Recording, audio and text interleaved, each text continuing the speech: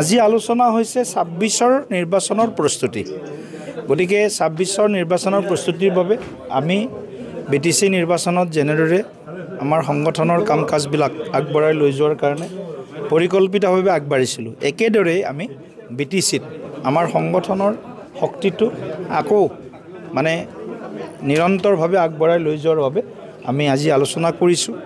অহা ডিচেম্বৰ মাহৰ প্ৰথম সপ্তাহত বিটিচিৰ ৫খন জিলাত আমাৰ ৰাজ্যিক পৰ্যায়ৰ সন্মানীয় ময়ো যাম আৰু আমাৰ নেতৃত্বই বিটিচিৰ প্ৰতিখন জিলা প্ৰতিখন মণ্ডলত আমাৰ প্ৰবাস হ'ব, সভা হ'ব, কাৰ্যকৰ্তাসকলৰ লগত মত বিনিময় হ'ব আৰু এনেদৰে আমাৰ যি সাংগঠনিক সাল সলনি যি কৰিব লগা আছে ৩০ নৱেম্বৰৰ ভিতৰত এওঁলোকে সাল সলনি কৰি ল'ব আৰু ইয়াৰ লগে লগে আমাৰ বিভিন্ন চৰকাৰৰ যি আঁচনি আছে সেই আঁচনিবিলাকৰ ক্ষেত্ৰতো বৰ্তমান চৰকাৰ যি নতুন চৰকাৰ হৈছে এটা পৰিৱৰ্তিত ৰাজনৈতিক যি প্ৰেক্ষাপট বিটিআৰৰ সেই সন্দৰ্ভত তেখেতসকলৰ মতামত আজি লৈছোঁ। আমি সকলোৱে কৈছে যে চৰকাৰ যিহেতু বিটিচিত BPFৰ হ'ল আৰু আমি যিহেতু প্ৰত্যক্ষই হওক পৰোক্ষই হওক এতিয়ালৈকে সমৰ্থন আগবঢ়াইছোঁ, গতিকে দলে একত্ৰিতভাৱে BPF চৰকাৰক সমৰ্থন কৰাৰ আজি ইয়াত এটা সিদ্ধান্ত হৈছে আৰু সকলোৱে মিলি বিটিআৰৰ উন্নয়নৰ কাৰণে কাম কৰিব বুলি কৈছে।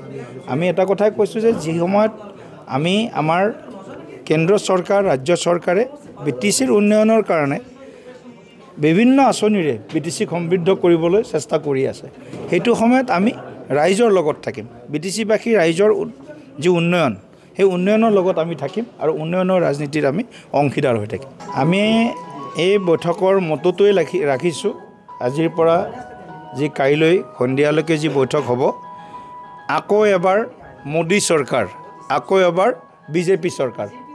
গতিকে আকৌ এবাৰ বিজেপি চৰকাৰ এয়া আমাৰ লক্ষ্য হিচাপে লৈছোঁ আৰু আকৌ এবাৰ বিজেপি চৰকাৰ বা বাৰ বিজেপি চৰকাৰ অসমত অনাৰ কাৰণে আমাৰ যি নিৰ্বাচনৰ প্ৰাৰম্ভিক যি প্ৰস্তুতি, সাংগঠনিক যি আমাৰ বিভিন্ন ধৰণৰ কৰ্মসূচী, ৰাজনৈতিক কিছু কৰ্মসূচী থাকিব, কিছু সামাজিক বিভিন্ন ধৰণৰ সম্পৰ্ক অভিযানৰ কাৰ্যসূচী থাকিব, বুথ বিজয় অভিযান, বুথ সবলীকৰণ, এইটো আমাৰ আজিৰে পৰা আমাৰ এই বৈঠকৰ পৰাই আলোচনা আৰম্ভ হ'ব।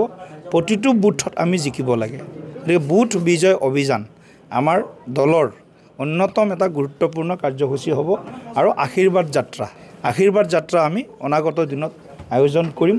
এই গোটেই কথাবিলাক আমি আজি মাননীয় সন্তোষজী অহাৰ পিছত আমি প্ৰত্যেকটো বিষয় খৰচি মাৰি বিস্তাৰিতভাৱে আমি আলোচনা কৰিম। ৰাজনৈতিক পৰিৱেশ, উজনি অসম, মধ্য অসম, নামনি অসম, দক্ষিণ অসম, উত্তৰ অসম, SC, ST, OBC সকলো দিশ আমি এই বৈঠকত আমি আলোচনা কৰিম আৰু আমাৰ যি বিধানসভা আমাৰ সংযোজক আৰু বিধানসভাৰ তত্ত্বাৱধায়ক প্ৰথমবাৰ তেখেতসকলৰ লগত কাইলৈ বৈঠক হ'ব।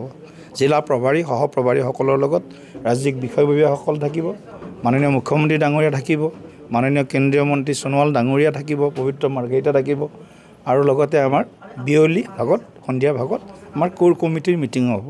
তাৰ পূৰ্বে আজি আমাৰ সামাজিক মাধ্যম, মিডিয়া, IT, মিডিয়া ৰিলেশ্যন এই ধৰণৰ বিভিন্ন পেনেলিষ্ট, স্প'ক্স পাৰ্চন তেওঁলোকৰো ভাগে ভাগে বৈঠক আজি কিছু সময় পিছত মাননীয় BL সন্তোষ ডাঙৰীয়া অহাৰ পিছত আমি আৰম্ভ কৰিম।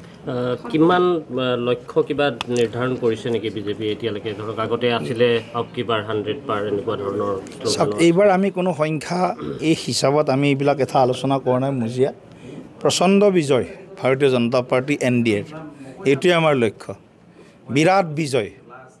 বিৰাট বিজয় হ'ব আমাৰ লক্ষ্য। গতিকে বিৰাট বিজয় প্ৰাপ্তিৰ কাৰণে আমি একেবাৰে তৃণমূল পৰ্যায়ত প্ৰতিগৰাকী নাগৰিকৰ সুখ দুখৰ খবৰ লৈ অসমৰ ৰাইজৰ যি চিন্তা, যি অনুভূতি, সেই চিন্তা অনুভূতিক সন্মান জনাই অসমৰ হৈ আমি আগন্তুক দিনতো কাম কৰাৰ কাৰণে আমি দুগুণ উৎসাহেৰে চৰকাৰখন অনাৰ বাবে প্ৰতিগৰাকী কাৰ্যকৰ্তাই সমৰ্পিতভাৱেৰে যাতে কাম কৰে, তেওঁলোকে কাম কৰাৰ সুযোগ পায়, সকলো কাৰ্যকৰ্তাই যাতে কাম পায়, এই গোটেইবিলাক দিশ এই বৈঠকত আমি আলোচনা কৰিম।